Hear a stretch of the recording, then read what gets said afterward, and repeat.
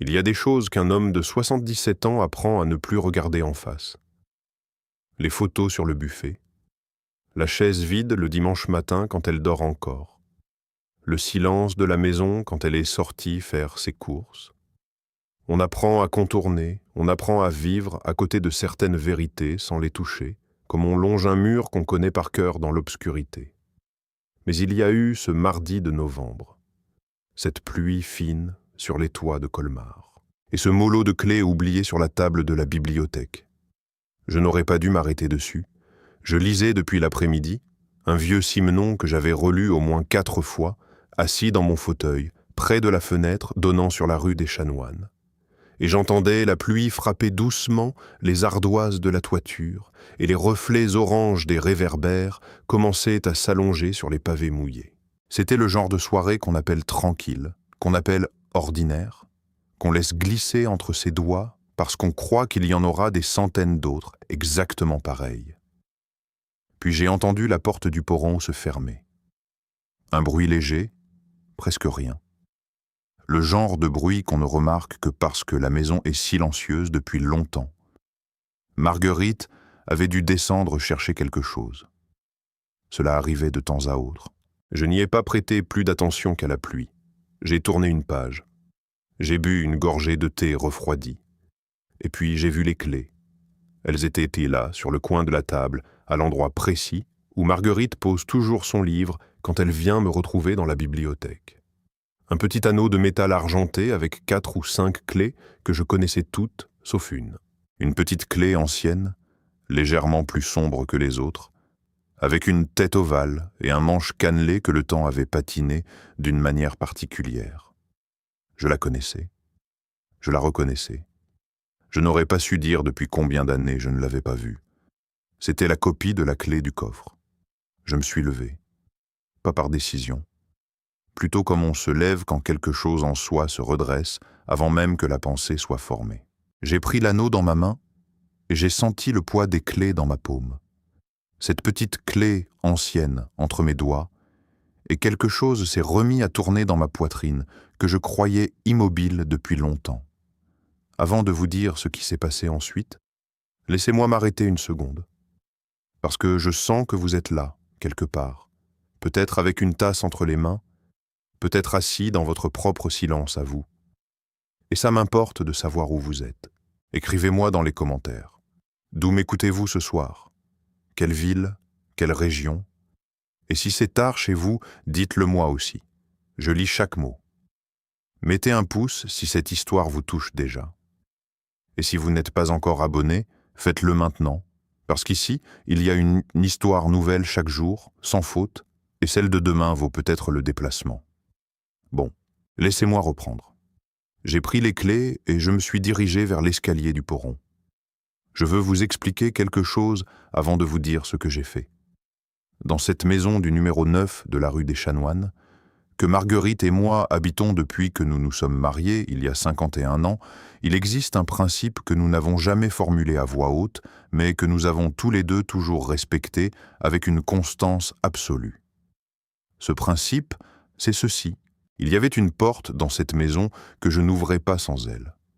Pas parce qu'on me l'avait interdit, pas parce qu'il y avait eu une dispute ou un accord solennel, simplement parce que, dès les premières années de notre vie commune, j'avais compris que cette petite salle du perron, avec son vieux coffre en chêne que son père lui avait laissé, appartenait à Marguerite d'une façon que je n'aurais pas su nommer. Les hommes de ma génération ont appris à respecter certains territoires sans poser de questions. On appelle ça du respect. On appelle ça de la pudeur. Et pendant 51 ans, je l'avais appelé comme ça aussi. Mais ce soir-là, j'avais la clé dans la main. Et Marguerite était quelque part dans la maison, et les clés n'auraient pas dû être là.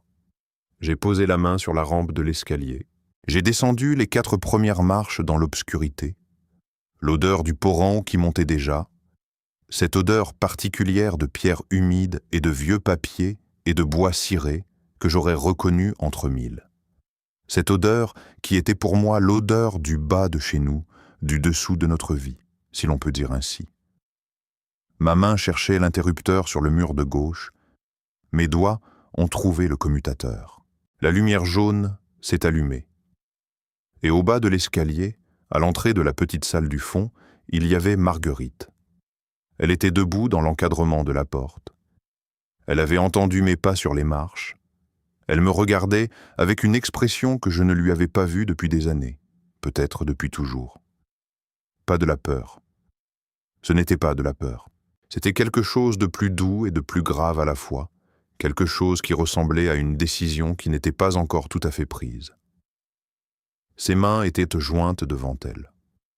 Sa voix, quand elle a parlé, avait un son que je n'avais pas entendu en 51 ans de vie commune. « Lucien, s'il te plaît, n'ouvre pas cette porte aujourd'hui. » Je me suis arrêté sur l'avant-dernière marche. Il y a des phrases que l'on entend et qui entrent dans le corps avant même que le cerveau les ait traduites. Celle-là était de ce genre. 7 mots. 7 mots simples, avec rien dedans qui ressemble à une menace. Rien qui ressemble à de la colère, rien qui ressemble au genre de secret dont on a honte. Seulement une tristesse tranquille et quelque chose que je mettrai des jours à identifier avec précision. Une pudeur immense. Celle d'une femme qui tient dans ses mains quelque chose de trop grand pour le montrer sans préparation. J'ai regardé ses yeux, et j'ai reculé. Voilà ce que j'ai fait, moi, Lucien Arnaud, 77 ans, ancien relieur de livres rares, homme qui a passé toute sa vie professionnelle à restaurer des choses fragiles et à les remettre entre des mains qui méritaient de les tenir. J'ai reculé. J'ai remonté les 4 marches. J'ai posé les clés sur la table de la bibliothèque exactement à l'endroit où je les avais trouvées. Et je suis retourné dans mon fauteuil. J'ai rouvert mon Simenon. Et je n'ai plus rien dit. Mais je n'ai plus lu une seule ligne de ma soirée. Je m'appelle Lucien Arnaud. Je suis né le 17 mars de l'année 1948 à Ribeauvillé, un bourg de vignerons et d'artisans à une vingtaine de kilomètres au nord de Colmar, dans ce Haut-Rhin qu'on appelait encore autrement avant la guerre. Cette terre qui a changé de drapeau 4 fois en un siècle, et qui porte cette histoire dans ses murs, dans ses patois, dans la manière qu'ont ses habitants de mesurer leurs mots avant de les prononcer. Mon père était relieur. Son père était relieur avant lui. Dans notre famille, on ne disait pas que l'on travaillait le cuir et le papier. On disait que l'on soignait les livres. Il y a une différence. Soigner suppose qu'on traite quelque chose qui a été blessé, quelque chose qui mérite qu'on y consacre du temps et de l'attention. C'est comme ça que j'ai appris mon métier. Pas comme un artisanat, comme une responsabilité. J'ai exercé pendant 41 ans dans l'atelier que mon père m'avait transmis, au rez-de-chaussée de cette même maison de la rue des Chanoines. Des manuscrits médiévaux, des incunables, des reliures du XVIIIe siècle partis en morceaux, des cahiers de comptabilité qu'on me confiait parce qu'ils avaient appartenu à des aïeux et qu'on ne voulait pas les perdre. J'ai appris à lire les papiers comme d'autres lisent les visages. Un papier vieillit dit son âge si l'on sait regarder. Il dit les conditions dans lesquelles il a été conservé. Il dit si quelqu'un en a pris soin ou si quelqu'un l'a négligé. Il ne ment pas.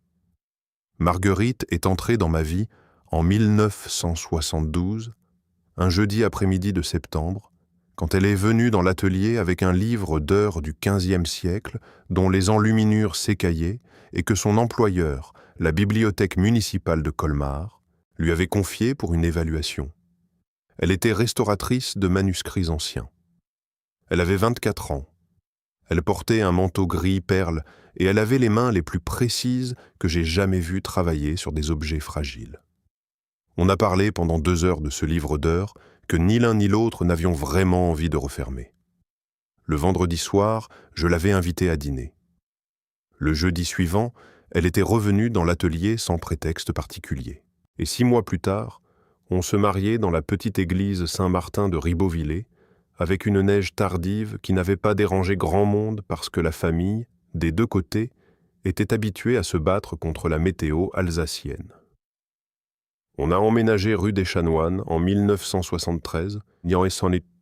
On a monté l'atelier de Marguerite au 1er étage, dans la pièce qui donne sur la cour intérieure, celle où la lumière du nord arrive sans éblouir, la meilleure lumière pour travailler sur des pigments anciens et des encres qui ne supportent pas le soleil direct.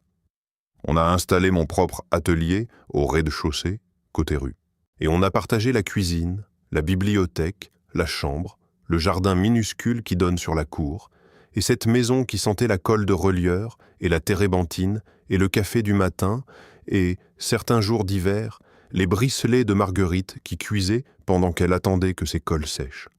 51 ans dans la même maison.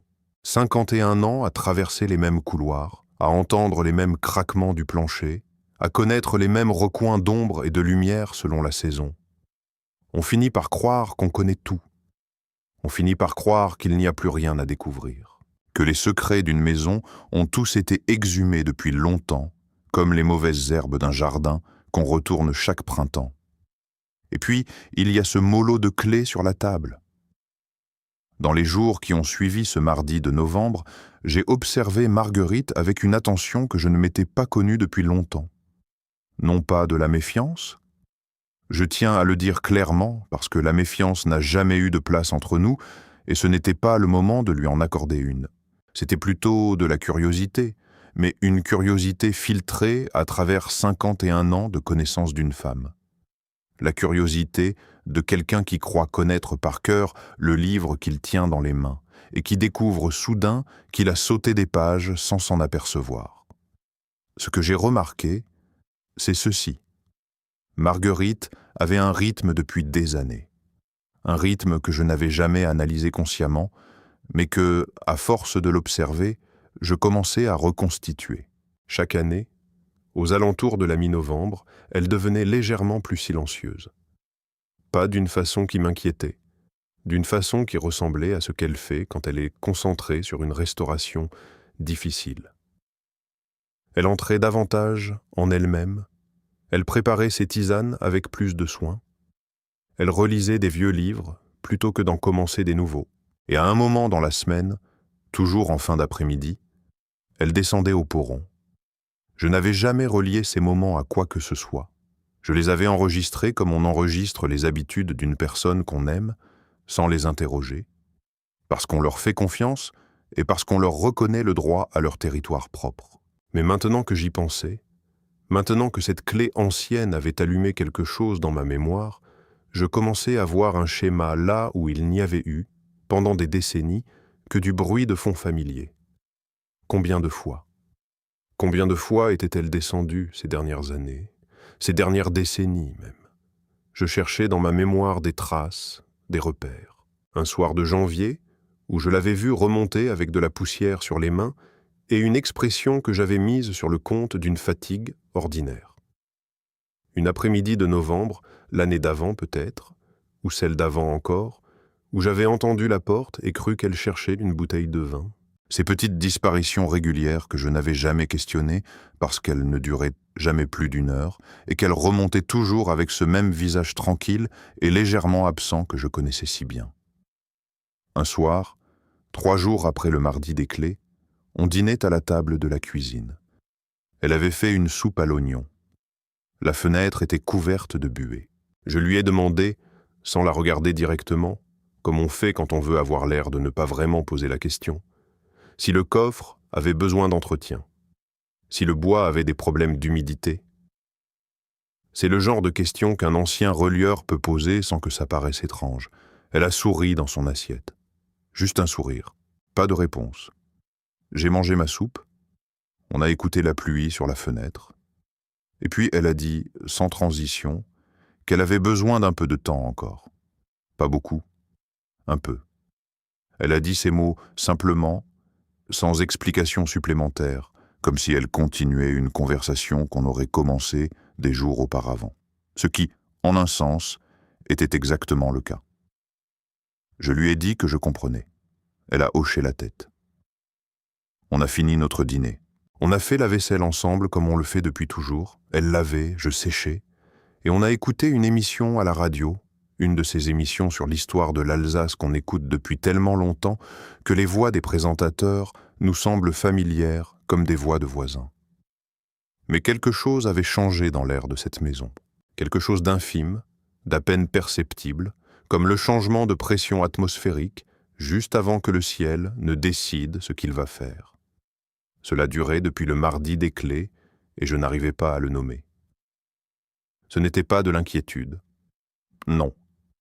Je veux être précis là-dessus, parce que je connais Marguerite mieux que je ne me connais moi-même, et il n'y avait dans ce qu'elle faisait aucun des signes qui m'auraient alarmé. Elle dormait bien. Elle mangeait. Elle lisait. Elle travaillait encore à temps partiel pour des consultations sur des manuscrits que la médiathèque lui envoyait, et elle le faisait avec ce soin minutieux qui l'a toujours caractérisé. Elle riait parfois dans la cuisine quand la radio disait quelque chose d'amusant.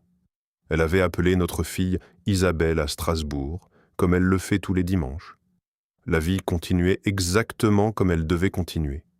Sauf qu'elle était plus proche de moi ces jours-là, pas d'une façon démonstrative.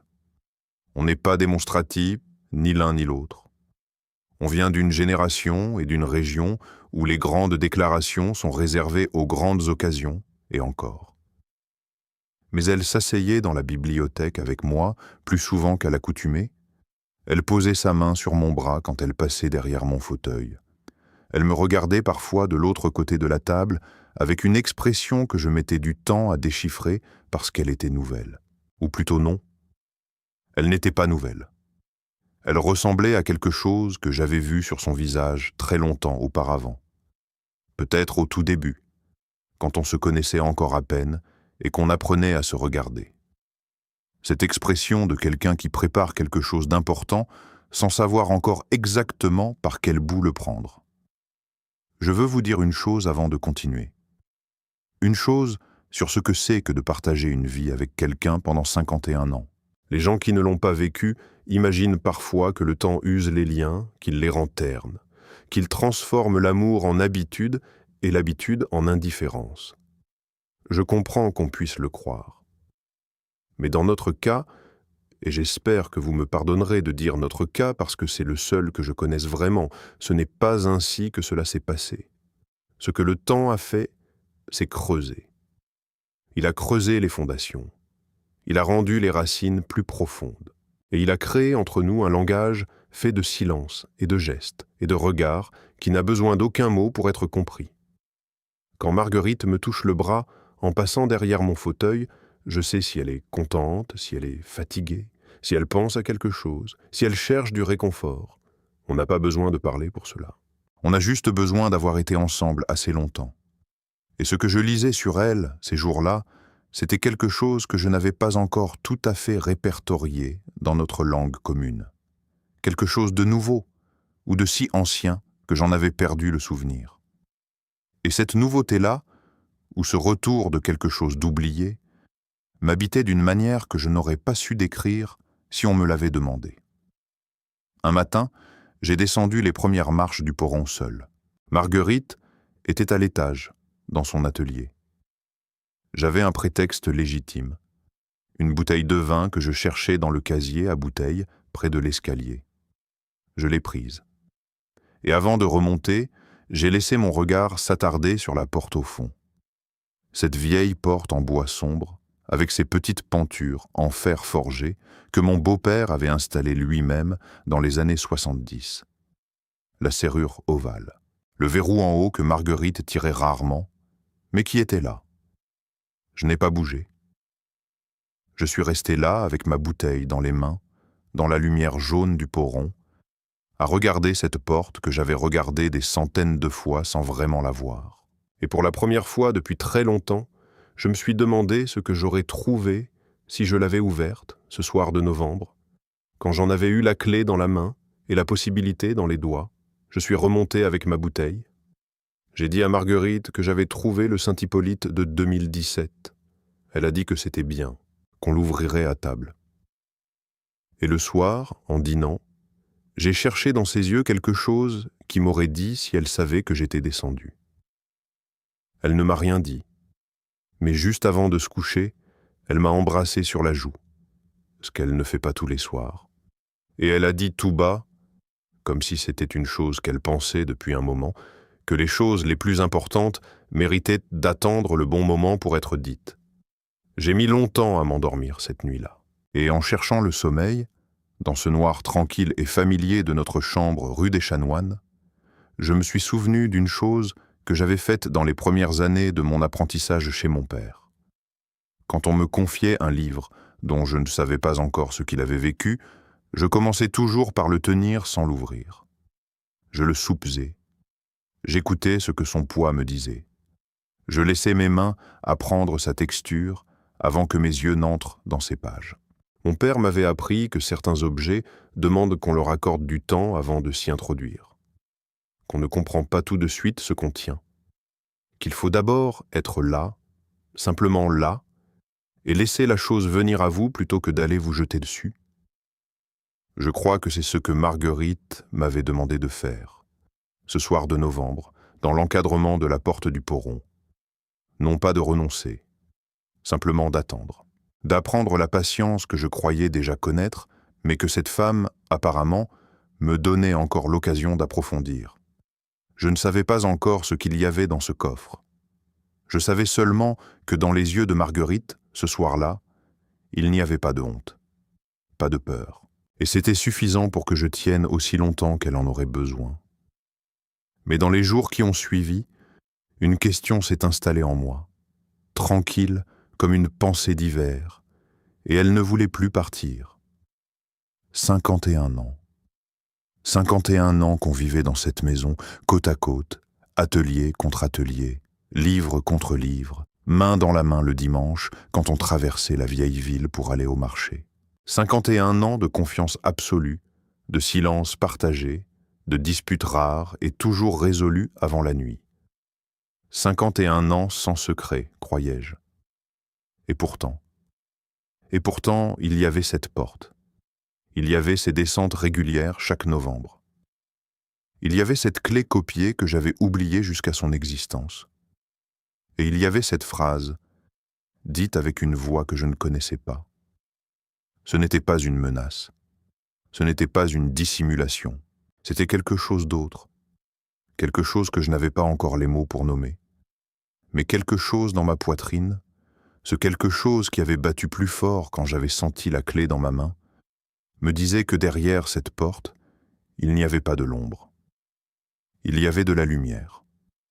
Une lumière que Marguerite n'était pas encore prête à montrer.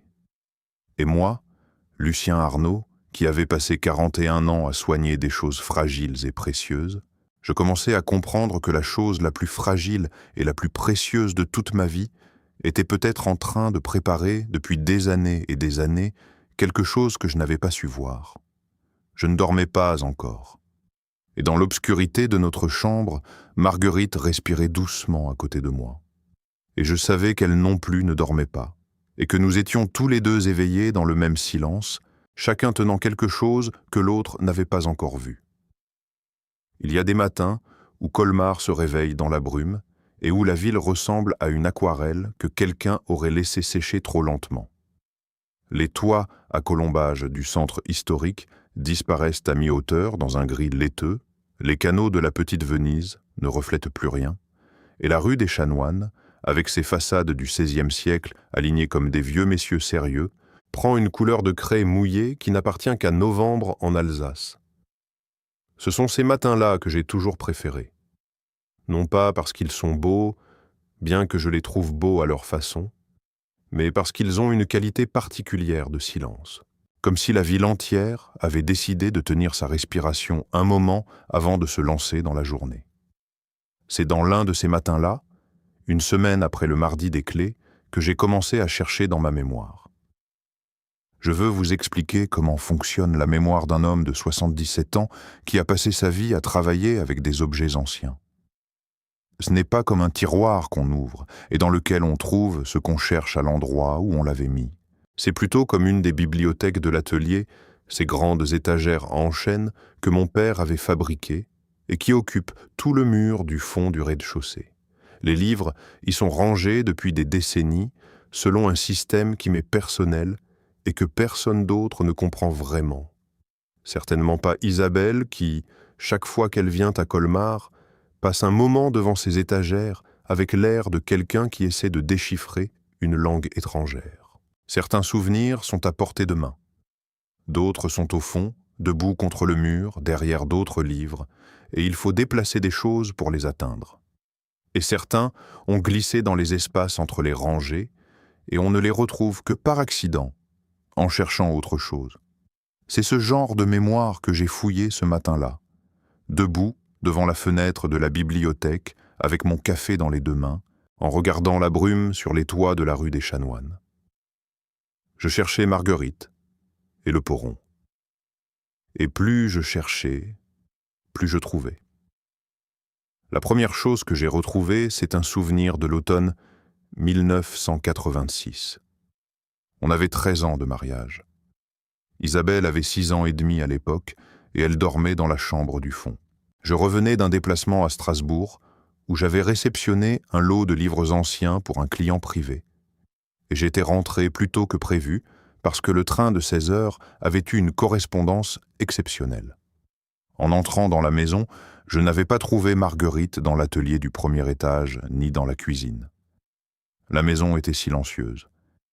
Et puis j'avais entendu, venant de quelque part sous mes pieds, un bruit léger, presque rien.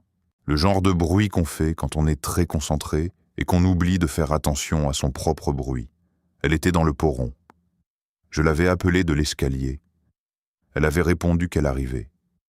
Elle était remontée 3 minutes plus tard, avec les mains légèrement poussiéreuses et un sourire que j'avais trouvé tranquille sans lui poser de questions. J'avais supposé qu'elle cherchait des bocaux de confiture. On avait dîné. La vie avait continué. Je n'y avais plus pensé depuis ce jour-là. La deuxième chose que j'ai retrouvée est plus récente. L'automne 2011. On venait d'apprendre qu'Isabelle et son mari Pierre attendaient leur premier enfant, et on était dans une période de bonheur tranquille, le genre de bonheur qui n'est pas bruyant mais qui donne aux journées une qualité légèrement différente, comme si la lumière du matin était un peu plus nette. Je me souviens que Marguerite avait mis plusieurs jours avant de descendre au Poron cette année-là, comme si quelque chose l'avait retardée. Et quand elle en était remontée, elle avait eu sur le visage cet air que je commençais maintenant à reconnaître. Cet air de quelqu'un qui revient d'un endroit intérieur et qui met quelques minutes à revenir tout à fait parmi les choses ordinaires. Je lui avais demandé si tout allait bien. Elle avait dit oui, que c'était juste la poussière qui lui avait un peu irrité les yeux. Je l'avais cru, parce qu'on croit toujours ce que disent les gens qu'on aime quand leur voix est calme. Maintenant, au 3e matin, après le mardi des clés, je buvais mon café froid et je ne croyais plus à la poussière. Si vous êtes là depuis le début de cette histoire, vous savez déjà que Lucien Arnauld n'est pas quelqu'un qui tire des conclusions hâtives. J'ai passé 41 ans à travailler sur des objets qui punissent les conclusions hâtives. Un livre qu'on pense connaître et qu'on ouvre trop vite peut se fissurer le long du dos. Un parchemin qu'on humidifie sans avoir vérifié la composition de ses pigments peut perdre en 1 seconde ce que des siècles avaient préservé. On apprend à prendre le temps. On apprend à observer avant d'intervenir. Et c'est cette discipline-là que j'essayais d'appliquer à ce que je ressentais, même si la discipline, dans ces cas-là, est infiniment plus difficile à tenir que quand il s'agit d'un simple vélin du XIVe siècle. Mais je dois vous dire quelque chose. Quelque chose que je n'ai dit à personne avant aujourd'hui. Dans ces jours qui ont suivi le mardi des clés, j'ai commencé à avoir peur. Pas d'une peur spectaculaire, pas d'une peur qui se manifeste par des signes visibles, plutôt d'une peur souterraine et silencieuse, comme une fissure dans un mur qu'on ne voit pas mais qu'on sent sous les doigts quand on passe la main sur le plâtre. La peur que 51 ans de vie commune n'aient pas suffi à me rendre attentif à quelque chose d'important. La peur d'avoir raté quelque chose d'essentiel parce que je l'avais classé dans la catégorie des habitudes, des bruits de fond, des gestes ordinaires. La peur, en somme, d'avoir été moins présent que je ne me l'étais imaginé. C'est le genre de peur qui ne fait pas de bruit, mais qui change la façon dont on regarde les choses. Maintenant, si vous m'écoutez depuis le début et que cette histoire vous touche, faites quelque chose pour moi. Mettez un pouce en l'air sur cette vidéo. Ce geste simple aide énormément à faire connaître ces récits à d'autres personnes qui, comme vous peut-être, ont besoin d'entendre des histoires vraies et humaines. Et si vous n'êtes pas encore abonné à cette chaîne, abonnez-vous maintenant. On publie chaque jour des histoires comme celle de Lucien et Marguerite. Des histoires qui viennent de France profonde, des histoires de gens ordinaires qui ont vécu des choses extraordinaires à leur propre échelle. Votre présence ici compte. Et maintenant, revenons rue des Chanoines. Marguerite est née à Kaysersberg, à une douzaine de kilomètres de Colmar, dans une famille de commerçants qui tenait une papeterie depuis 3 générations dans la Grand-Rue. Son père, Émile, était un homme que je n'ai pas eu la chance de bien connaître. Il est mort 4 ans après notre mariage d'une maladie du cœur rapide et foudroyante. Mais dans le peu de temps que j'ai passé à ses côtés, j'avais compris d'où venait Marguerite. Il avait la même façon de tenir les objets dans ses mains avec une précaution légèrement excessive. La même façon de finir ses phrases par un silence plutôt que par un mot. La même certitude tranquille que les choses importantes n'ont pas besoin d'être dites à voix haute pour exister. C'est de lui qu'elle tenait le coffre. Un coffre en chêne massif, fabriqué par un menuisier de Kaysersberg dans les années 30, avec une serrure à 3 points et un intérieur tapissé d'un velours bordeaux, maintenant fanéen, un rose pâle et poussiéreux. Émile l'avait gardé dans la chambre parentale toute sa vie. Et quand il était mort, Marguerite l'avait fait transporter dans notre poron, à Colmar, avec cette application silencieuse qu'elle mettait à s'occuper des choses qui venaient de lui. Je ne lui avais jamais demandé ce qu'il contenait. Dans notre famille, comme dans beaucoup de familles alsaciennes de cette génération, on ne questionne pas l'héritage. On le reçoit. On lui fait de la place. Et on le laisse vivre à son propre rythme. Ce que je savais du coffre, ce que j'avais toujours su, c'est qu'il contenait des papiers de famille, des documents administratifs peut-être, des certificats, des actes, ce genre de choses qu'on garde parce qu'on ne sait jamais si on en aura besoin un jour et parce que les jeter serait comme effacer quelque chose qu'on n'a pas le droit d'effacer. Je n'avais jamais cherché à savoir davantage. Cela ne m'avait jamais semblé nécessaire. Mais maintenant, dans la brume du matin, avec mon café froid dans les mains et cette question installée en moi depuis 1 semaine, je me demandais si j'avais vraiment su ce que je croyais savoir, ou si j'avais simplement décidé, quelque part dans les premières années de notre mariage, de classer le coffre dans la catégorie des choses qui appartiennent à Marguerite et auxquelles je n'ai pas à me mêler. Et si, en faisant cela, j'avais manqué quelque chose d'important que j'aurais dû voir depuis longtemps. Cette question m'a accompagné toute la matinée. À midi, on a mangé ensemble dans la cuisine. Marguerite avait fait une tarte flambée avec les restes de fromage blanc et les lardons qu'il restait du dîner de la veille. On a mangé en écoutant les informations à la radio, comme on le fait souvent le midi, sans vraiment s'en apercevoir, parce que la radio est depuis toujours la compagnie naturelle de cette cuisine.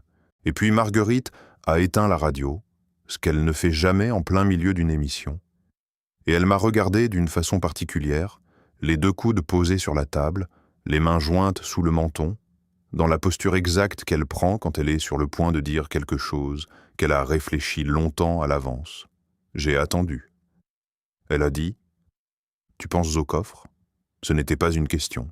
J'ai dit « Oui ». Elle a hoché la tête, pas avec l'air de quelqu'un qui est surpris, avec l'air de quelqu'un qui avait calculé cela et qui trouvait que cela se passait à peu près comme prévu. Et puis, elle a dit quelque chose que je n'attendais pas. Elle a dit « c'est bien », 2 mots, « c'est bien », avec un ton qui ne m'était pas familier dans ce contexte. Pas le ton de quelqu'un qui pardonne, pas le ton de quelqu'un qui est soulagé, le ton de quelqu'un qui avait espéré que les choses se dérouleraient précisément ainsi et qui constatait que c'était le cas. Comme lorsqu'on suit une recette complexe et qu'à une étape importante, on voit que la préparation a exactement la consistance qu'elle devait avoir. On a fini de manger, on a débarrassé la table ensemble, et on n'a plus parlé du coffre ce jour-là.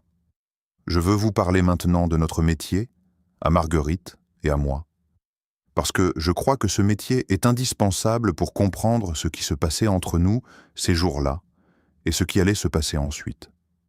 La reliure et la restauration de manuscrits sont 2 métiers qui partagent la même philosophie fondamentale, même si leurs gestes sont différents. Dans les 2 cas, On travaille sur quelque chose qui a une histoire antérieure à notre intervention. Quelque chose qui a appartenu à d'autres mains, d'autres regards, d'autres époques. Notre travail n'est pas de le transformer. Notre travail est de lui permettre de continuer, de lui redonner la solidité nécessaire pour traverser le temps sans perdre ce qu'il est. On appelle cela, en jargon de métier, le respect de l'intégrité de l'objet. Cela signifie qu'on n'invente rien, qu'on ne remplace pas ce qui peut être sauvé, qu'on n'efface pas les traces du temps qui font partie de l'histoire de l'objet autant que le texte lui-même. Une reliure du XVIIIe siècle qui montre ses usures me dit quelque chose que dirait une reliure neuve parfaite. Les usures sont une forme de mémoire. Les taches d'encre sur une garde blanche, la décoloration d'un cuir sur les angles d'un volume fréquemment ouvert, l'empreinte légèrement plus foncée que laissent les doigts sur les bords d'une page souvent tournée, tout cela est une archive. Tout cela raconte comment ce livre a été lu, par qui, dans quelle attitude, avec quelle intensité. Marguerite avait cette philosophie encore plus profondément ancrée que moi, parce que les manuscrits qu'elle restaurait étaient encore plus fragiles, encore plus irremplaçables. Elle m'avait dit une fois, dans les premières années de notre mariage, une phrase que je n'ai jamais oubliée. Elle m'avait dit que la pire chose qu'un restaurateur puisse faire, c'est de vouloir que l'objet ait l'air de n'avoir jamais souffert.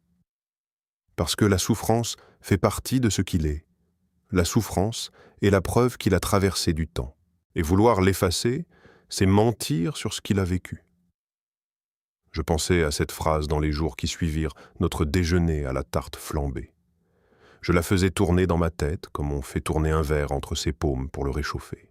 Et je commençais à me demander si cette philosophie du respect de l'intégrité que nous avions tous les deux appliquée pendant des décennies à des livres et à des manuscrits, Marguerite ne l'avait pas appliquée aussi à quelque chose de beaucoup plus proche. Quelque chose qui portait les usures et les traces de 51 ans de vie commune. Quelque chose qu'elle avait voulu préserver sans effacer les marques du temps. Sans prétendre que les jours difficiles n'avaient pas existé, ni les silences, ni les moments d'absence, ni les années où l'on s'était moins bien vu parce qu'on était trop occupés chacun dans son atelier. Je commençais à entrevoir la forme de quelque chose. Pas encore sa nature précise, juste sa forme générale, comme on voit la silhouette d'un objet sous un drap avant de le découvrir. Et cette forme me rendait moins impatient qu'elle ne m'avait rendu anxieux au début. Les jours passaient, novembre avançait vers décembre avec la lenteur particulière des fins d'automne en Alsace, quand les marchés de Noël commencent à s'installer sur les places et que les odeurs de vin chaud et de cannelle se glissent sous les portes et dans les couloirs de la vieille ville. Colmar se transforme en cette période d'une façon que je n'ai jamais cessé d'aimer, même après 70 ans d'hiver ici. Les façades à colombages se couvrent de guirlandes. Les vitrines des commerces s'illuminent. Les rues piétonnes se remplissent de visiteurs venus de loin pour voir ce que les cartes postales appellent la ville la plus romantique d'Alsace. Et dans notre maison du numéro 9 de la rue des Chanoines, Marguerite avait sorti la boîte des décorations du placard du couloir, ce qu'elle faisait toujours à partir du premier dimanche de l'Avent, et elle avait commencé à placer sur le buffet de l'entrée les petites figurines en bois de tilleul que nous avions achetées 30 ans plus tôt dans un marché artisanal d'Aubernay. La vie avait une apparence normale et ordinaire. Et pourtant, rien dans ces jours-là n'était tout à fait ordinaire pour moi. Un après-midi, je travaillais dans mon atelier du rez-de-chaussée sur un travail de finition pour un client de Mulhouse, un exemplaire du XIXe siècle des contes de Hoffmann, dont le dos avait besoin d'être renforcé, quand j'ai entendu au-dessus de ma tête, dans l'atelier de Marguerite au premier étage, un bruit que je ne reconnaissais pas tout de suite. Ce n'était pas le bruit de ses outils, ce n'était pas le bruit de ses pas sur le parquet, c'était un bruit plus discret, plus régulier, que j'ai mis plusieurs secondes à identifier. Et quand je l'ai identifié, j'ai posé mon pinceau. C'était le bruit d'une plume sur du papier. Marguerite écrivait. Cela peut paraître anodin. Les gens écrivent. Marguerite écrivait des rapports de restauration, des évaluations, des correspondances professionnelles. Mais le bruit de cette plume-là n'était pas le bruit d'une écriture professionnelle. Je sais la différence. Quand on écrit quelque chose de professionnel, le rythme est saccadé, irrégulier. Il s'arrête souvent pendant qu'on réfléchit à la formulation. Le bruit que j'entendais était fluide, continu, avec ces pauses brèves qui correspondent à la fin d'une phrase et non à une hésitation. C'était le bruit de quelqu'un qui écrit quelque chose qu'il a longtemps pensé et qui sort maintenant sans obstacle. Je suis resté immobile dans mon atelier pendant plusieurs minutes à écouter ce bruit.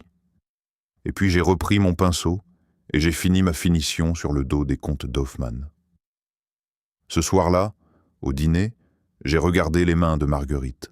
Sur l'index de la main droite, il y avait une légère trace d'encre, juste à l'endroit où la plume s'appuie quand on tient un stylo depuis longtemps. Elle l'avait à moitié effacé, mais pas tout à fait. Je ne lui ai rien dit. Elle ne m'a rien dit non plus. On a mangé un bake-off qu'elle avait préparé le matin, avec un verre de Riesling que j'avais remonté du casier à bouteilles du Poran, et on a parlé d'Isabelle qui devait venir à Colmar pour les fêtes, et du marché de Noël qu'on irait voir le dimanche si le temps le permettait. Mais cette trace d'encre sur son index m'avait dit plus que tous les mots qu'on avait échangés depuis le mardi des clés. Le lendemain, et j'hésite à vous dire cela parce que cela me montre sous un jour que je n'aime pas tout à fait, le lendemain j'ai cherché dans la bibliothèque. Pas de façon désordonnée. Méthodiquement, comme je fais tout, je cherchais un carnet. Je ne savais pas exactement ce que je cherchais, mais je savais ce que j'aurais trouvé si cela avait été là. Et rien n'était là. La bibliothèque ne contenait que les livres que j'y avais mis moi-même depuis des décennies, les encyclopédies, les romans, les ouvrages techniques, les monographies sur l'histoire de l'Alsace, les volumes de Simenon et de Yourcenar et d'Erckmann-Chatrian. Rien d'autre. Si Marguerite avait des carnets, ils n'étaient pas ici. Ils étaient en bas, dans le coffre en chêne de son père. Cette certitude s'est installée en moi ce matin-là, avec la même solidité tranquille que les certitudes profondes, celles qui ne demandent pas à être vérifiées parce qu'on sait qu'elles sont vraies. Et avec cette certitude est venu quelque chose de nouveau. Pas de l'impatience, pas de l'inquiétude. Quelque chose que je n'aurais pas su nommer immédiatement si on me l'avait demandé, mais que, en cherchant le bon mot pendant plusieurs heures, j'ai fini par appeler de la tendresse. Une tendresse qui était différente de celle que je connaissais depuis 51 ans, plus grande, plus grave, ou plutôt la même, mais vue depuis un angle nouveau, comme quand on retourne un objet qu'on croyait connaître et qu'on découvre qu'il a un côté qu'on n'avait jamais regardé. Si Marguerite avait passé des décennies à écrire dans ses carnets, avec cette plume dont j'entendais le bruit au-dessus de moi, alors elle avait fait quelque chose que je n'avais pas eu l'intelligence de faire. Elle avait préservé ce que le temps efface naturellement. Elle avait tenu un inventaire de notre vie commune d'une façon que je n'aurais même pas su imaginer. Et le fait qu'elle l'ait tenu en secret, le fait qu'elle ne me l'ait jamais dit, ne m'apparaissait plus comme une omission, mais comme une délicatesse. La délicatesse de quelqu'un qui fait quelque chose pour vous sans vous demander la permission, parce que si elle vous avait demandé la permission, cela aurait changé la nature de la chose.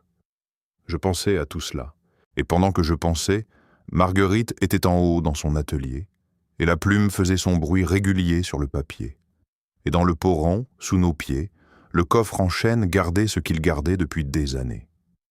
Le 1er décembre est arrivé. Et avec lui, quelque chose s'est produit que je n'avais pas prévu. Quelque chose de si simple et de si inattendu dans sa simplicité que j'ai mis un moment à comprendre ce qui se passait. Marguerite est descendue à la cuisine ce matin-là avec un carnet à la main. Un petit carnet à couverture bordeaux, usé sur les angles, avec un élastique noir qui le tenait fermé. Elle l'a posé sur la table, à côté de ma tasse de café. Elle s'est assise en face de moi. Et elle m'a regardé de cette façon que j'avais commencé à reconnaître depuis 2 semaines. Elle n'a pas dit tout de suite ce que c'était. Elle a versé son café. Elle a regardé par la fenêtre le ciel gris de ce 1er décembre. Et puis elle a dit, d'une voix égale, comme si elle racontait quelque chose d'ordinaire, que ce carnet contenait l'automne 1986. L'automne où j'étais allé à Strasbourg et où elle était descendue au Poran pendant mon absence. Je n'ai pas touché le carnet. Elle non plus. On l'a regardé ensemble sur la table, entre nos 2 tasses, et dans le silence de cette cuisine du 1er décembre, j'ai senti quelque chose que je ne saurais pas décrire autrement que comme l'équivalent émotionnel de ce moment en reliure quand on soulève une couverture restaurée et qu'on voit que le dos a tenu, que ce qu'on a pris soin de soigner a survécu, et qu'il va continuer. Elle n'était pas encore prête à tout me montrer. Je le voyais sur son visage. Il manquait encore quelque chose. Il manquait la dernière chose qu'elle devait faire avant d'ouvrir complètement ce qui avait été fermé pendant si longtemps. Et moi, je savais maintenant attendre. Parce que certaines choses, comme me l'avait appris mon père devant ses grandes étagères en chêne, ne se révèlent au répit pas à qui les force. Elles se révèlent à qui leur accorde assez de silence pour qu'elles trouvent seules le chemin vers la lumière. Il existe, dans le métier de relieur, une opération qu'on appelle le dépouillement.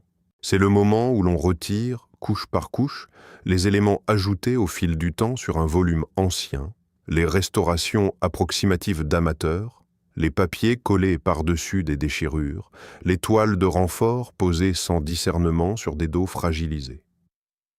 On enlève tout cela avec des outils minces et une patience qui ne ressemble à rien d'autre.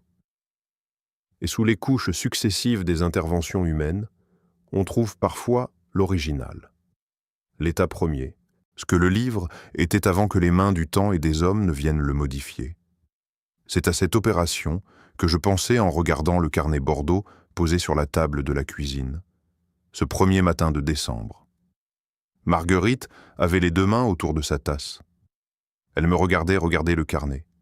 Et dans ce regard-là, il y avait quelque chose que je commençais maintenant à lire couramment, dans cette langue sans mots que 51 ans de vie commune nous avaient donné. Il y avait de l'attente. Mais pas l'attente nerveuse de quelqu'un qui craint un mauvais accueil. L'attente tranquille de quelqu'un qui a fait quelque chose depuis longtemps et qui voit enfin arriver le moment où ce quelque chose va pouvoir exister autrement que dans le secret. Je lui ai demandé si je pouvais le toucher. Elle a dit oui, doucement, comme si ma question lui avait fait plaisir sans qu'elle sache exactement pourquoi. J'ai pris le carnet dans mes mains.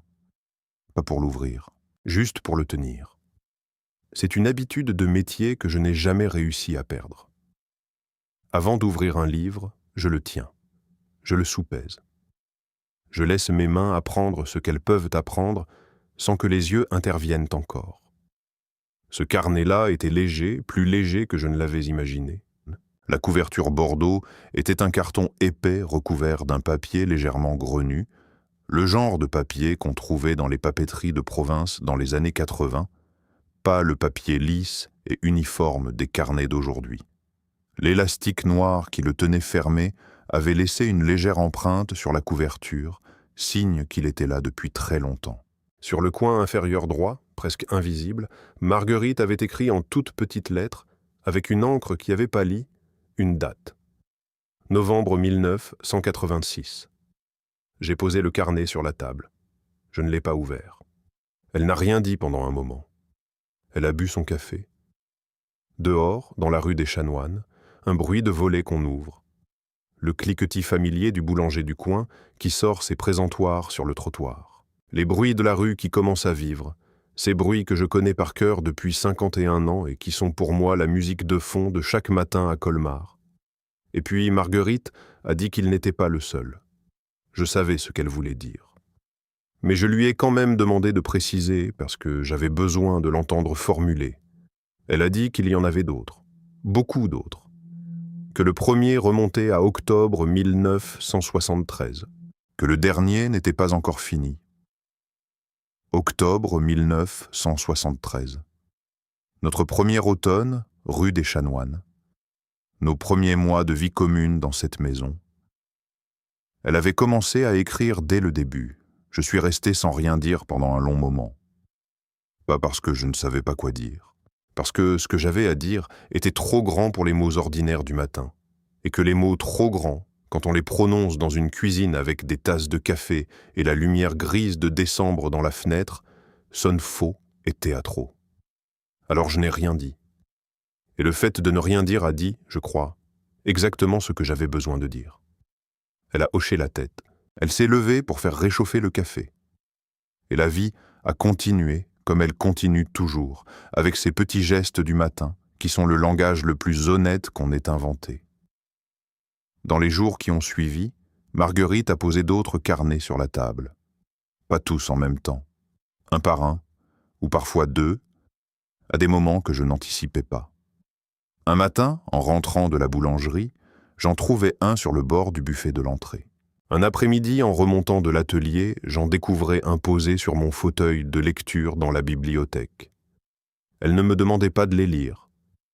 Elle ne me donnait pas d'instructions. Elle les déposait simplement là, comme on dépose des choses pour quelqu'un en faisant confiance à ce qu'il en fera. Je ne les ouvrais pas.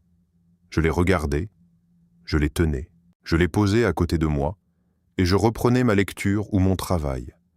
Et la présence de ces carnets dans la pièce avait quelque chose d'étrange et de doux à la fois, comme la présence de quelqu'un qui est là sans parler et dont on sent néanmoins la compagnie. Je savais que le moment d'ouvrir viendrait.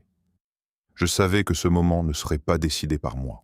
Je savais que Marguerite conduisait quelque chose, avec cette précision et cette patience qu'elle avait toujours mises à conduire les restaurations les plus délicates, et que mon rôle dans ce processus était de lui faire confiance assez complètement pour ne pas essayer d'aller plus vite qu'elle ne le voulait. C'est peut-être la chose la plus difficile que j'ai jamais faite. Plus difficile que les 50 heures passées à restaurer le dos d'un antiphonaire du XIIIe siècle pour la cathédrale de Strasbourg. Plus difficile que les semaines à reconstituer, feuillet par feuillet, un registre paroissial du XVIe siècle dont les rats avaient mangé les bords. Plus difficile même que les années où nos ateliers tournaient à plein régime et où on ne se voyait parfois que le soir et le dimanche et où l'on apprenait à aimer quelqu'un qu'on n'avait plus le temps de regarder vraiment.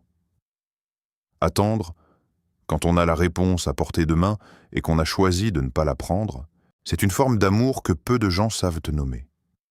J'ai appris son nom ce mois de décembre.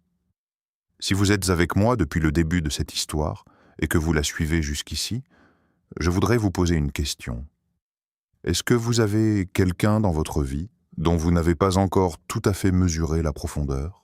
Quelqu'un que vous côtoyez depuis longtemps et dont vous pensez tout connaître, mais dont vous sentez parfois, dans un geste ou un regard, qu'il y a encore quelque chose d'essentiel que vous n'avez pas encore vu? Écrivez-moi dans les commentaires. Un mot suffit. Racontez-moi qui est cette personne pour vous. Ces témoignages que vous laissez ici, je les lis tous et ils me touchent profondément. Et si quelqu'un vous a envoyé cette vidéo, si quelqu'un a pensé à vous en l'écoutant, abonnez-vous à cette chaîne. Parce que cette personne-là vous connaît bien et parce que les histoires qu'on raconte ici méritent d'être suivies jusqu'au bout. Revenons à Colmar. Revenons à décembre. Il y a quelque chose que je dois vous expliquer sur la façon dont Marguerite travaillait dans son atelier de restauratrice, parce que cela éclaire ce qu'elle avait fait avec ses carnets d'une manière que je n'aurais pas pu comprendre autrement. Quand Marguerite restaurait un manuscrit, elle ne commençait jamais par l'intervention physique, elle commençait par une période qu'elle appelait l'observation. Elle pouvait passer plusieurs jours, parfois une semaine entière, à simplement regarder l'objet, sous différentes lumières, sous différents angles. À différents moments de la journée, parce que la lumière du matin révèle des choses que la lumière du soir ne montre pas. Elle prenait des notes pendant cette période, des notes très précises sur ce qu'elle voyait, sur l'état du parchemin, sur la nature des dégradations, sur ce que la disposition des taches d'humidité lui disait de la façon dont le manuscrit avait été conservé, sur ce que les marques de lecture lui disaient de qui l'avait tenu dans ses mains. Ces notes n'étaient pas un préalable à son travail. Elles étaient son travail dans sa forme première. Elles étaient de la façon dont elle entrait dans la connaissance de ce qu'elle avait entre les mains avant de décider comment l'aider à traverser le temps. Et je comprenais maintenant que c'était exactement ce qu'elle avait fait avec notre vie. Pendant 51 ans, elle avait observé. Elle avait pris des notes. Elle avait regardé notre quotidien sous différentes lumières, à différents moments, avec cet œil de restauratrice qui sait que les détails les plus petits portent souvent les informations les plus importantes. Elle avait noté ce que le temps faisait à nos habitudes, ce que les années faisaient à nos visages, ce que les saisons faisaient à nos humeurs, et ce que les moments difficiles faisaient à la texture de notre amour, qui n'était pas resté le même amour d'une décennie à l'autre, qui avait changé de nature comme le papier change de couleur, mais qui avait tenu, qui avait traversé, qui était encore là. Ces carnets n'étaient pas un journal intime au sens où on l'entend habituellement. Ce n'était pas le réceptacle de ce qu'elle ressentait en secret et qu'elle ne pouvait pas me dire. Je le comprenais maintenant, sans les avoir encore ouverts, à la façon dont elle les déposait autour de moi, à la façon dont elle me regardait quand elle le faisait. Ces carnets étaient une archive de nous, tenue par quelqu'un qui avait peur, non pas de moi, non pas de notre amour, mais du temps et de ce que le temps fait à la mémoire des hommes, qui avait peur que les détails s'effacent, que les petites choses disparaissent, que le souvenir précis d'un dîner de novembre 1989, d'une promenade sur les quais de la Laouche un dimanche de mars, d'une dispute résolue par le silence et une tasse de thé posée sur le bureau de l'autre, que tout cela parte comme partent toujours les petites choses, sans qu'on s'en aperçoive, sans qu'on puisse indiquer exactement le moment où elles ont disparu. Elle avait voulu préserver ce que la mémoire ordinaire laisse toujours filer entre ses doigts. Ce soir-là, je suis descendu dans l'atelier après le dîner. Pas au perron. Dans mon atelier du rez-de-chaussée, j'avais besoin de travailler avec mes mains, ce besoin physique que j'ai depuis toujours quand quelque chose en moi est trop grand pour rester immobile. Il y avait sur mon établi un travail de routine, la restauration de la couverture d'un dictionnaire du XIXe siècle dont le propriétaire avait besoin avant les fêtes. J'ai travaillé pendant 2 heures dans la lumière de la lampe, avec le bruit des outils sur le cuir et l'odeur de la colle qui chauffe, et pendant ces 2 heures, j'ai pensé à mon père. Mon père s'appelait Armand Arnaud. Il était mort en 1995 à 69 ans, d'une insuffisance cardiaque diagnostiquée trop tard parce qu'il avait passé sa vie à minimiser ses propres douleurs. C'était un homme de peu de mots, comme beaucoup d'hommes de sa génération et de sa région, mais dont chaque mot avait un poids précis et délibéré. Il ne parlait jamais pour rien dire, et il ne disait jamais ce qui pouvait être montré. Une fois, dans les premières années de mon apprentissage, je lui avais demandé comment on sait si un livre a une valeur. Pas une valeur marchande, une valeur réelle. Il m'avait regardé un moment sans répondre, avec cette façon qu'il avait de laisser les questions mûrir avant d'y entrer.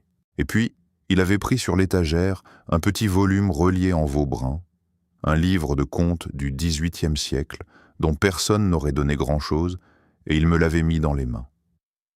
Il m'avait dit de le tenir, de sentir combien de mains l'avaient tenu avant moi. Et il m'avait dit que la valeur d'un objet se mesure à la quantité de vie humaine qu'il a absorbée. Pas à sa rareté, pas à son prix, pas à sa beauté, à la vie qu'il contient. Je ne comprenais pas tout à fait ce qu'il voulait dire, à l'époque.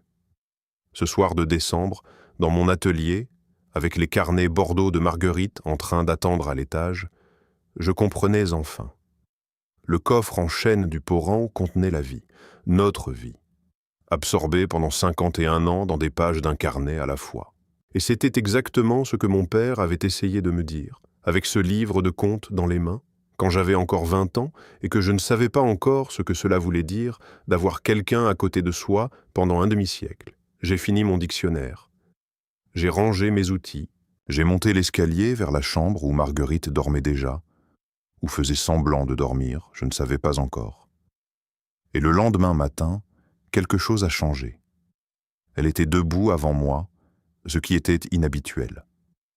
Marguerite dort en général 1 heure de plus que moi, une habitude ancrée depuis des décennies que je n'avais jamais cherché à modifier. Mais ce matin-là, quand je suis descendu à la cuisine, elle était déjà là, assise à la table avec une tasse de café, et devant elle, ouvert pour la première fois, le carnet Bordeaux de novembre 1986. Elle ne le lisait pas. Elle le regardait simplement.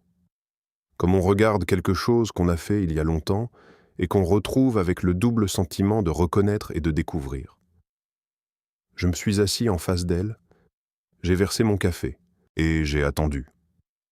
Elle a tourné le carnet vers moi. Elle a dit, sans préambule, que ce qu'elle avait écrit ce novembre-là, je pouvais le lire si je le voulais, mais qu'elle préférait, si je le permettais, me le lire elle-même. Parce que certaines choses, a-t-elle dit, avec ce sourire qu'elle a quand elle dit quelque chose d'important d'un air tranquille, certaines choses changent de sens selon qui les porte. J'ai dit que je le permettais.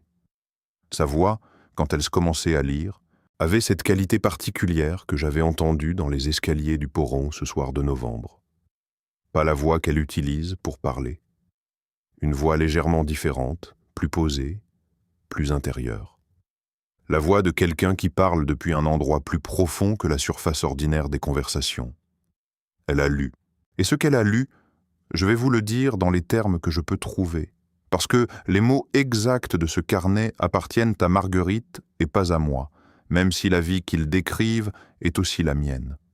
Elle avait écrit, ce novembre 1986, une description de moi que je n'aurais pas su faire de moi-même. Elle avait décrit la façon dont je travaillais dans l'atelier, le geste précis que j'ai quand je pose un pinceau de colle sur une tranche, la concentration particulière de mon visage à ce moment-là, qu'elle apercevait parfois depuis le couloir sans que je la voie. Elle avait décrit un dîner du mois d'octobre où j'avais raconté une histoire drôle sur un client de Mulhouse et où elle avait ri jusqu'aux larmes. Et elle avait noté dans ce rire quelque chose que je n'avais pas remarqué, la façon dont mon visage changeait quand je réussissais à la faire rire vraiment.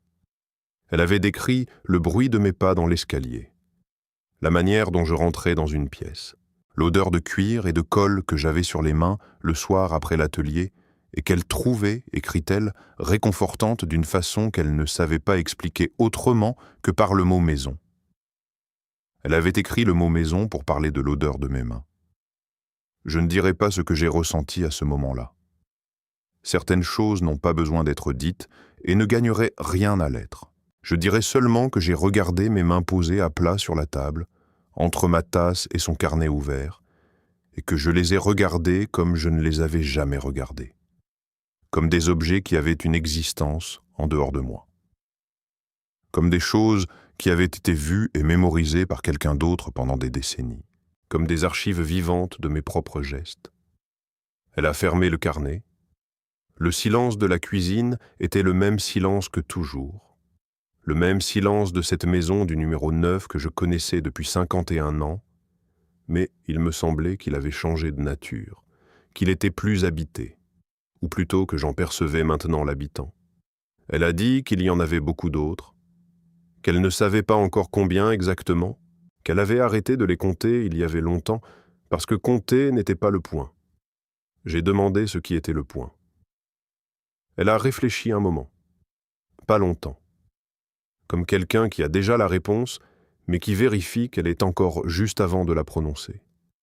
Elle a dit que le point, c'était que rien de ce qu'on avait vécu ensemble ne soit perdu, que le temps pouvait prendre beaucoup de choses, que la mémoire était poreuse et infidèle et qu'elle le savait depuis le début parce qu'elle avait vu ce que le temps faisait au manuscrit qu'elle restaurait, ce que l'oubli et la négligence et la simple physique des matières pouvaient effacer en moins d'une génération, et qu'elle avait décidé, très tôt dans notre vie commune, qu'elle ne laisserait pas cela arriver à ce qui était, pour elle, le document le plus précieux qu'elle ait jamais tenu entre ses mains.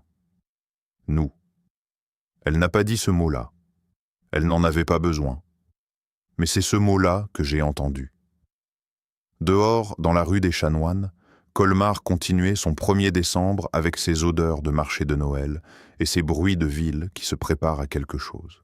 Et dans cette cuisine du numéro 9, 2 vieux artisans de 77 et 74 ans buvaient leur café refroidi sans avoir besoin d'ajouter quoi que ce soit à ce qui venait d'être dit. La journée s'est passée dans un calme particulier.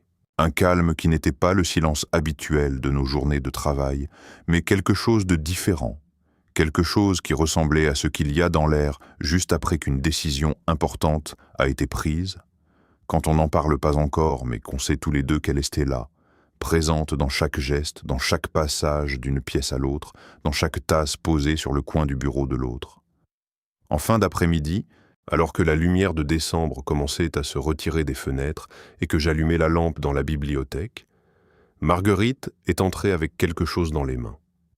Pas un carnet, cette fois. Une grande enveloppe en papier Kraft, le genre d'enveloppe épaisse qu'on utilise pour les documents importants. Elle l'a posée sur l'accoudoir de mon fauteuil, à côté de moi, sans rien dire. Elle est ressortie de la bibliothèque. J'ai entendu ses pas dans le couloir, puis dans l'escalier, puis plus rien. J'ai regardé l'enveloppe.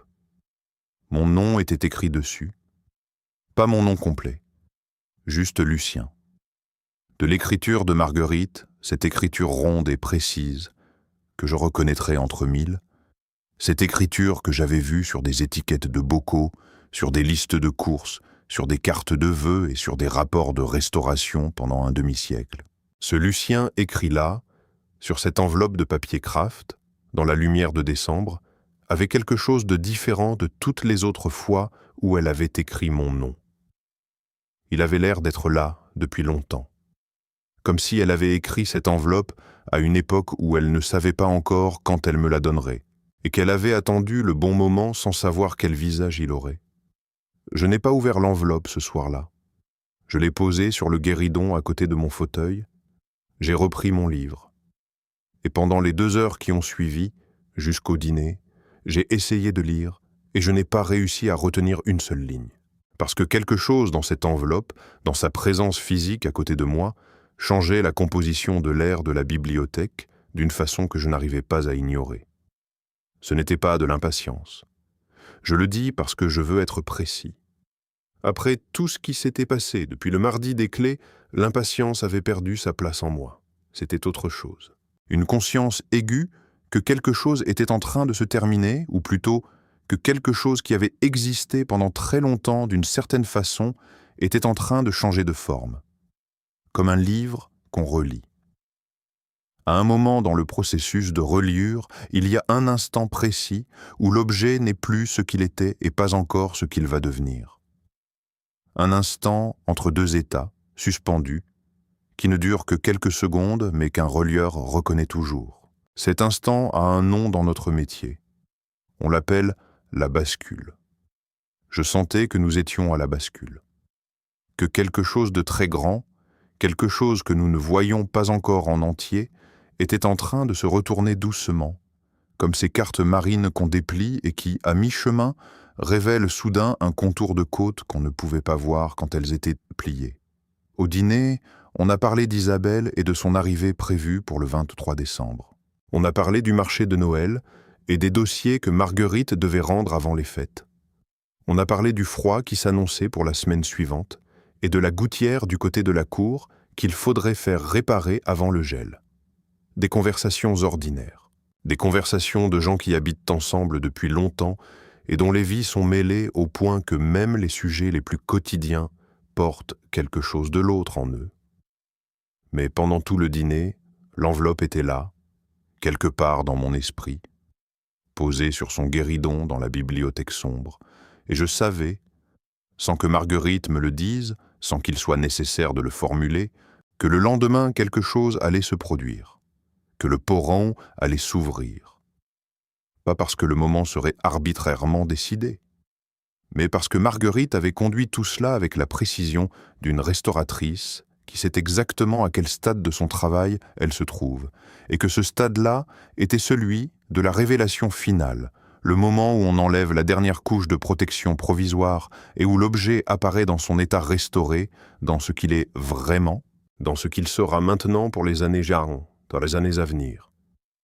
Il manquait encore une chose, une seule. Je ne savais pas encore laquelle. Mais en me couchant ce soir-là, avec l'enveloppe de papier Kraft sur le guéridon de la bibliothèque et les carnets Bordeaux dispersés dans la maison comme les chapitres d'un livre qu'on n'a pas encore fini de lire, j'ai eu la certitude tranquille que demain serait différent de tous les autres jours, et que cette différence-là, quelle qu'en soit la forme exacte, était quelque chose pour lequel j'étais prêt. Enfin, je me suis réveillé avant l'aube. Pas à cause d'un bruit, pas à cause d'un rêve, Je me suis réveillé parce que quelque chose dans mon corps avait décidé que cette nuit-là était terminée, que ce qui m'attendait de l'autre côté du sommeil était plus important que le sommeil lui-même. Il faisait encore complètement nuit dehors. Le réveil sur la table de nuit marquait 5h22. À côté de moi, Marguerite dormait, sa respiration régulière et tranquille, ce bruit que je connais depuis 51 ans et qui est pour moi, je crois, le son le plus rassurant qui existe au monde. Le son d'une présence, le son de quelqu'un qui est là. Je me suis levé sans la réveiller. Je me suis habillé dans l'obscurité avec ces gestes silencieux qu'on apprend automatiquement quand on partage une chambre pendant des décennies. J'ai descendu l'escalier, j'ai mis l'eau à chauffer dans la cuisine. Et en attendant que la bouilloire siffle, je suis entré dans la bibliothèque et j'ai pris l'enveloppe de papier craft sur le guéridon. Je l'ai apportée dans la cuisine, je l'ai posée sur la table devant moi. J'ai préparé mon café. Et dans la lumière de la lampe de cuisine, seul dans cette maison endormie, j'ai regardé mon prénom écrit par sa main sur cette enveloppe et j'ai compris quelque chose que je n'avais pas encore tout à fait compris jusqu'alors. Pendant 51 ans, j'avais cru que je connaissais Marguerite. Et je la connaissais. Je la connaissais mieux que je ne me connaissais moi-même, sur beaucoup de points. Je connaissais ses habitudes, ses préférences, ses silences, ses façons d'être heureuse et ses façons d'être triste, qui sont discrètes dans les deux cas. Je connaissais la façon dont elle tient une tasse, dont elle tourne les pages d'un livre, dont elle regarde par la fenêtre quand elle cherche ses mots. Je connaissais sa voix dans toutes ses nuances, celle du matin et celle du soir, celle de la concentration et celle du rire, celle de la tendresse et celle de la contrariété. Mais je n'avais pas su qu'elle faisait cela. Je n'avais pas su qu'elle avait passé 51 ans à tenir notre vie en lieu sûr, à la préserver de l'oubli avec la même rigueur et la même discrétion qu'elle avait mis à préserver les manuscrits dont on lui avait confié la restauration. Je n'avais pas su que chaque fois qu'elle descendait au Poron, dans ces fins d'automne régulières que j'avais classées sans les questionner, elle allait déposer quelque chose de nouveau dans le coffre en chêne de son père. Une saison de plus, une année de plus. Un fragment de plus de ce que nous étions, posé là, en lieu sûr, à l'abri du temps et de la poussière et de la fragilité naturelle des souvenirs humains. Et le fait de ne pas avoir su, le fait d'avoir vécu à côté de cela sans le voir, ne m'emplissait pas de honte. Cela m'emplissait de quelque chose de beaucoup plus étrange et de beaucoup plus doux, de la gratitude. Pas la gratitude démonstrative qu'on exprime dans les grandes occasions. La gratitude profonde et silencieuse qu'on ressent quand on réalise que quelqu'un s'est occupé de quelque chose d'essentiel pendant qu'on avait le dos tourné. La gratitude d'un homme qui comprend qu'il a été, pendant 51 ans, l'objet d'une attention dont il n'avait pas conscience. J'ai ouvert l'enveloppe. À l'intérieur, il n'y avait pas un document. Il n'y avait pas une lettre dans le sens habituel du terme. Il y avait plusieurs feuillets de papier blanc, le même papier que celui des carnets, épais et légèrement crémeux, écrit recto verso d'une écriture plus grande que celle des carnets, plus aérée, comme si le texte avait eu besoin de place pour respirer. En haut du premier feuillet, sans titre, sans date, juste cette phrase d'entrée, écrite un peu plus lentement que le reste à en juger par la légère épaisseur différente de l'encre. Elle avait écrit « Il y a des choses que je n'ai jamais su te dire à voix haute. Non pas parce que les mots me manquaient, mais parce que les mots auraient rendu ces choses plus petites que ce qu'elles sont. » J'ai posé le feuillet, j'ai regardé la table.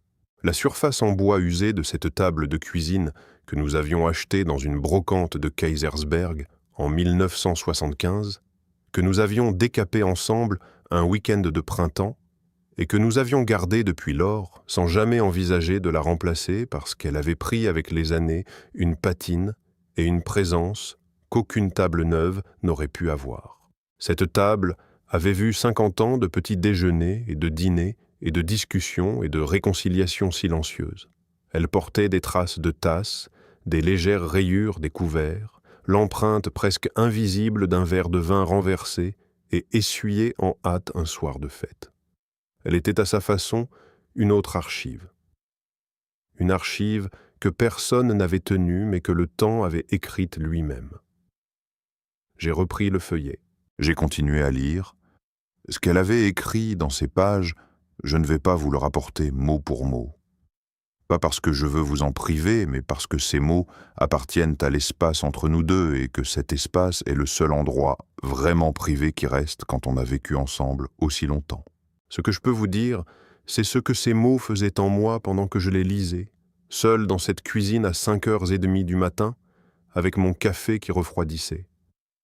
Elle m'avait écrit sur les moments, pas les grands moments, pas ceux qu'on cite facilement quand on raconte sa vie en résumé, les autres, ceux qu'on ne cite jamais parce qu'ils semblent trop petits pour mériter d'être mentionnés.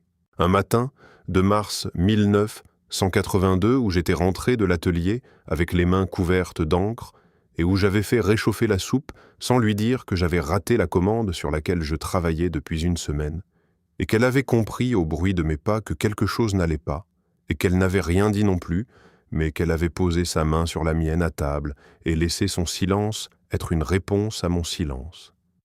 Elle avait écrit cela. Elle avait écrit que ce moment-là lui avait dit quelque chose sur la nature de ce que nous avions construit ensemble qu'aucune déclaration n'aurait pu lui dire aussi clairement. Elle avait écrit sur un dimanche de novembre 1997, où on avait marché le long du canal jusqu'à Logelbach, et où il s'était mis à pleuvoir à mi-chemin, et où on n'avait pas eu de parapluie, et où on était rentré complètement trempé, et où on avait ri pendant tout le trajet du retour de quelque chose qui n'était pas vraiment drôle, mais qui l'était devenu à cause de la pluie et de la fatigue et du fait d'être ensemble dans quelque chose d'inconfortable.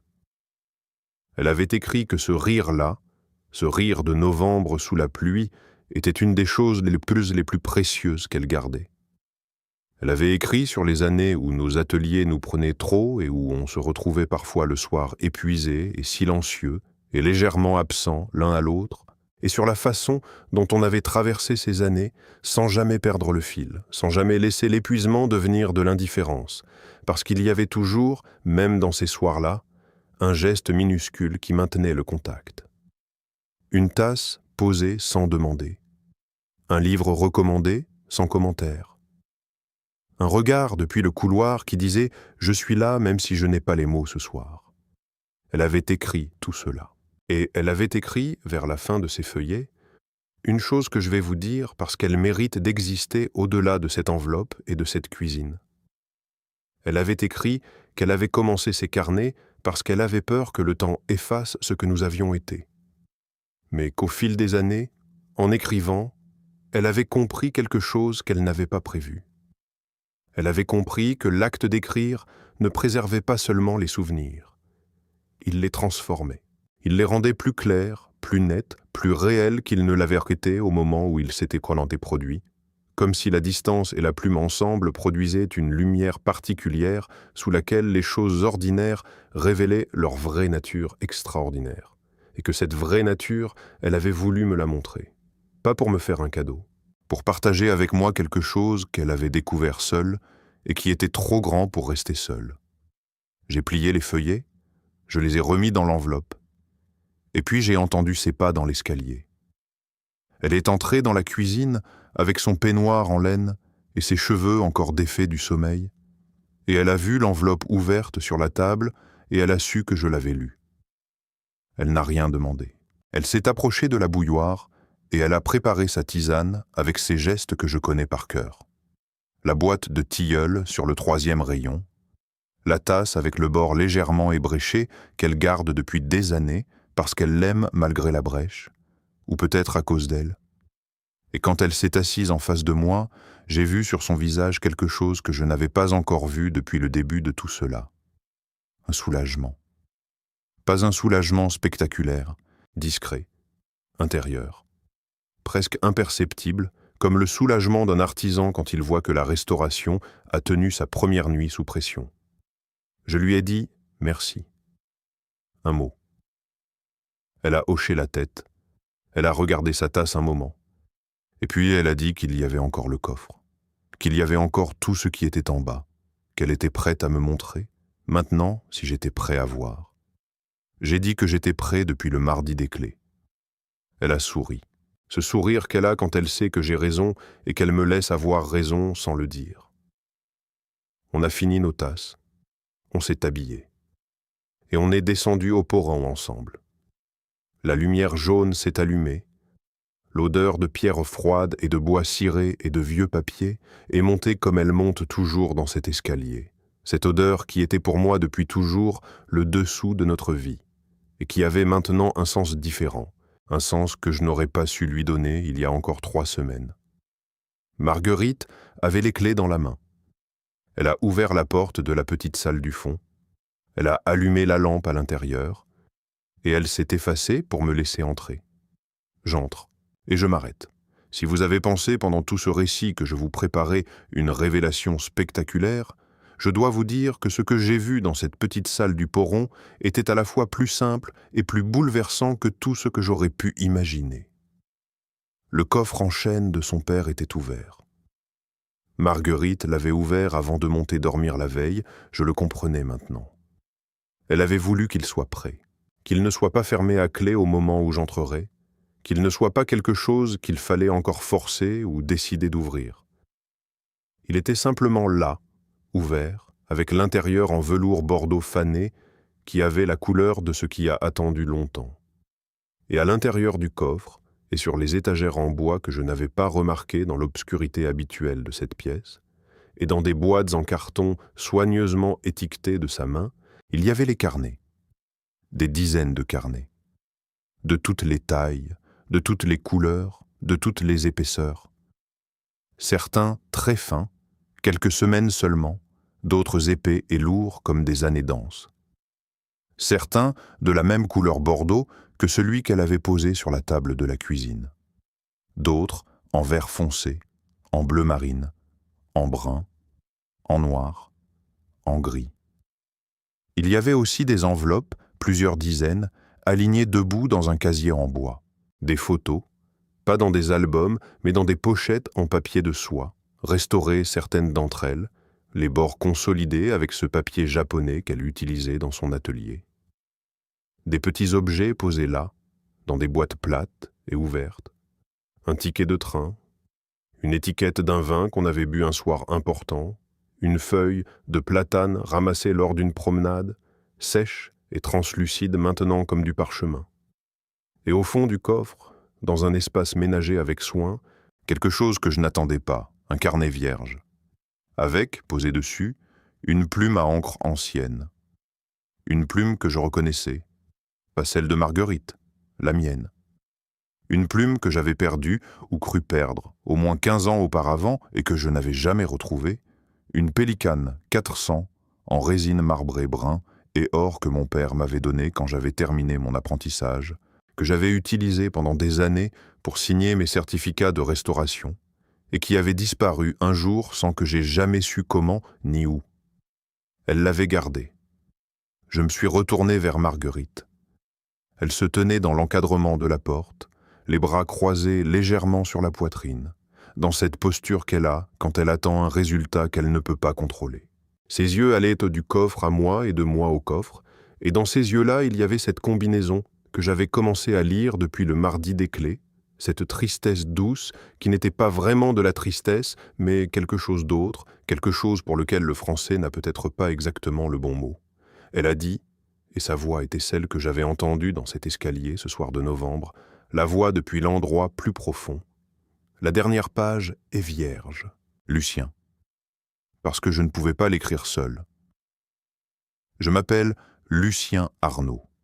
Je suis relieur de livres rares depuis 41 ans. J'ai restauré des objets qui avaient traversé des siècles, des guerres, des déménagements, des oublis, des négligences et des catastrophes. J'ai appris de mon père qu'un objet vaut ce que la vie humaine y a déposé. J'ai appris de mon métier qu'on ne comprend pas tout de suite ce qu'on tient dans les mains. J'ai appris de Marguerite que la mémoire n'est pas quelque chose qui se conserve passivement. C'est quelque chose qu'il faut choisir de préserver. Activement, délibérément, avec le même soin et la même patience qu'on met à restaurer ce qui a de la valeur. J'ai pris la Pélicane dans mes mains. Je l'ai tenue comme je tiens toujours un objet que je retrouve après longtemps.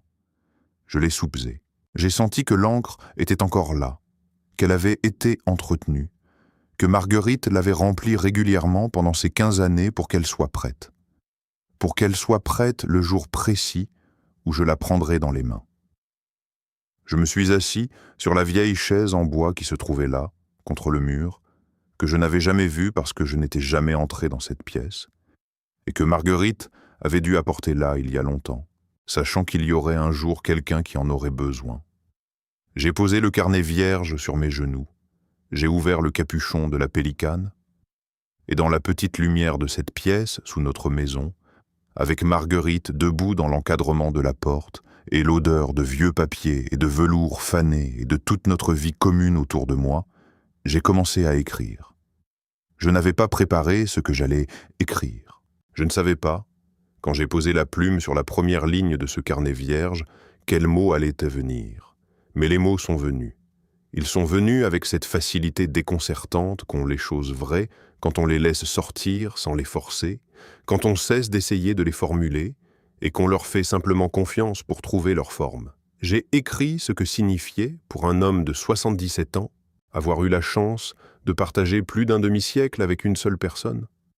Non pas l'événement extraordinaire que ce chiffre pourrait suggérer, mais la texture ordinaire de ce que cela représente vraiment. Le fait de connaître le bruit des pas de quelqu'un dans un escalier mieux qu'on ne connaît les siens propres. Le fait de savoir, au son d'un silence, s'il est heureux ou préoccupé ou simplement fatigué. Le fait que deux ateliers dans la même maison, pendant 40 ans, créent une porosité entre deux vies qui finit par rendre les frontières invisibles. Le fait qu'on peut vivre côte à côte avec quelqu'un pendant 51 ans et continuer à le découvrir. Pas dans les grandes révélations, pas dans les secrets dramatiques, mais dans ces petites profondeurs qu'on ne voit que quand on se donne la peine de regarder vraiment. J'ai écrit sur ces mains de restauratrices les plus précises que j'ai jamais vues travailler sur des choses fragiles, et sur le fait que ces mains-là avaient aussi, pendant 51 ans, tenu notre vie avec le même soin qu'elles mettaient à tenir un parchemin du XIVe siècle. J'ai écrit sur l'odeur de la maison le matin, sur le bruit de la pluie sur les ardoises de la rue des Chanoines, sur les bricelets qui cuisaient les jours d'hiver en attendant que l'école sèche, sur le silence de nos soirées de lecture qui n'avaient jamais été du vide, mais toujours de la présence. J'ai écrit pendant longtemps. Je ne sais pas combien de temps exactement. À un moment, Marguerite a quitté l'encadrement de la porte et elle est venue s'asseoir à côté de moi, sur le bord du coffre ouvert, sans faire de bruit, sans interrompre quoi que ce soit. Elle lisait par-dessus mon épaule au fur et à mesure, ce que je savais et ce qui ne me dérangeait pas. C'était fait pour être lu. Cette dernière page était faite pour être lue ensemble. Quand j'ai fini, j'ai refermé le carnet. J'ai revissé le capuchon de la pélicane. Et j'ai regardé le mur de carnet, les étagères, les boîtes, les photos en papier de soie, tout ce que Marguerite avait construit là pendant des décennies sous notre maison, et j'ai su que je regardais quelque chose dont je n'avais pas le mot exact. Pas un trésor, parce que le mot trésor porte une connotation de richesse marchande qui n'avait rien à faire ici. Pas une archive, parce que le mot archive est trop froid, trop administratif pour ce qui se trouvait dans ce coffre. Pas un monument non plus. Peut-être le mot juste est héritage. Mais un héritage d'un genre particulier. Pas ce qu'on laisse à ceux qui viennent après. Ce qu'on laisse à celui qui était là. La preuve vivante qu'une vie partagée n'est pas la somme de deux vies réduites à leur coexistence, mais quelque chose de nouveau qui n'aurait pas pu exister autrement, quelque chose qui appartient à l'espace entre deux personnes et qui n'appartient à aucune d'elles seules. Dans les semaines qui ont suivi, on a commencé à lire les carnets ensemble. Pas tous d'un coup, pas dans l'ordre.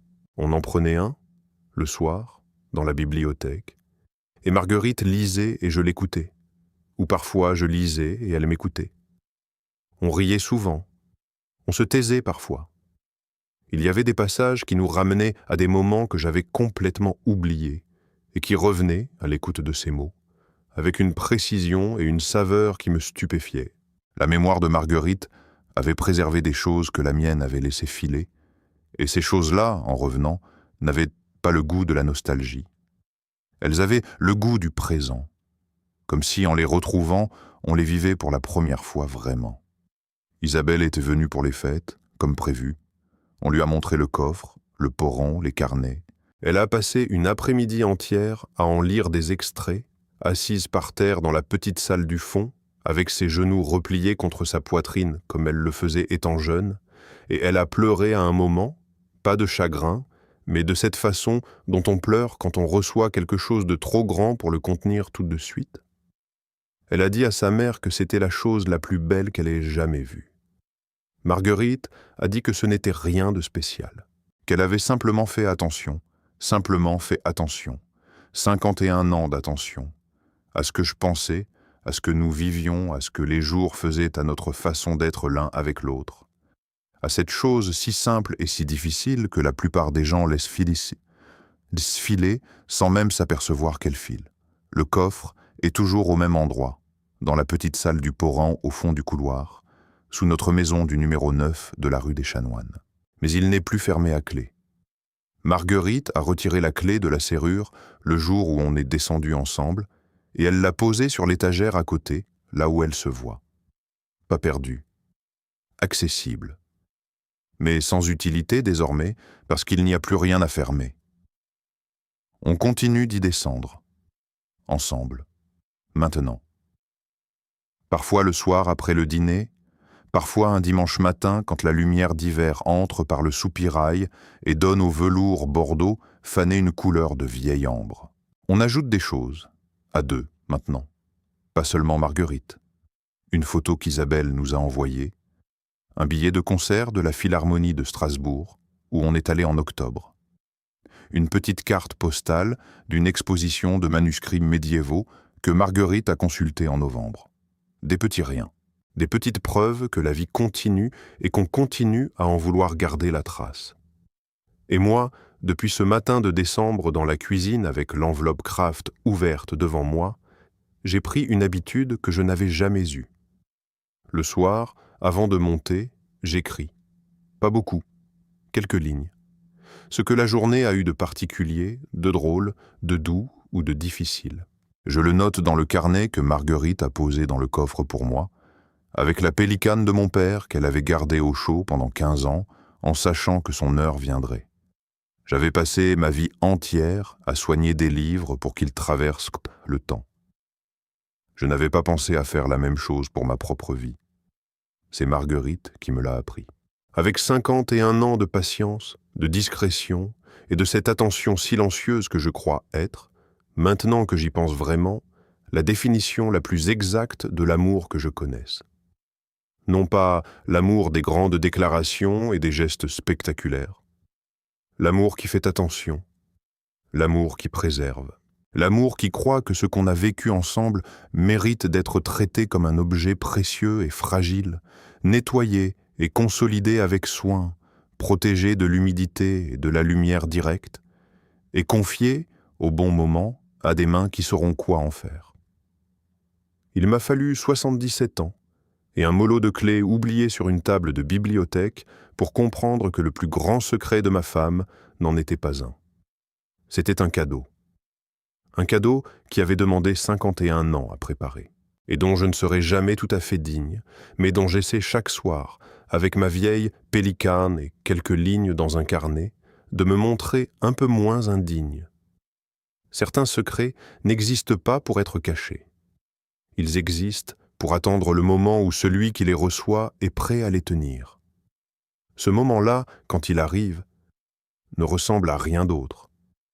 Il ressemble à une porte qui s'ouvre, et à quelqu'un de l'autre côté qui vous attendait depuis longtemps. Si cette histoire vous a touché, si quelque chose dans ce récit a résonné avec votre propre vie, avec quelqu'un que vous aimez, avec une mémoire que vous portez sans savoir quoi en faire, alors écrivez-moi dans les commentaires. Un seul mot suffit, le prénom de quelqu'un à qui vous pensez, un souvenir qui vous est revenu en écoutant Lucien et Marguerite. Une chose que vous n'avez pas encore dite et que peut-être il est temps de dire. Ces commentaires-là, je les lis tous, un par un, et ils comptent plus que vous ne l'imaginez. Mettez un pouce en l'air sur cette vidéo si elle vous a accompagné jusqu'ici. Partagez-la avec quelqu'un qui a besoin de l'entendre aujourd'hui. Et si vous n'êtes pas encore abonné à cette chaîne, abonnez-vous maintenant en appuyant sur le bouton rouge. Chaque jour, une nouvelle histoire. Des histoires vraies, des histoires humaines, des histoires discrètes qui viennent de cette France profonde et silencieuse qui ne fait pas de bruit mais qui contient tout. Merci d'être resté jusqu'à la dernière ligne. Merci d'avoir été là. À demain.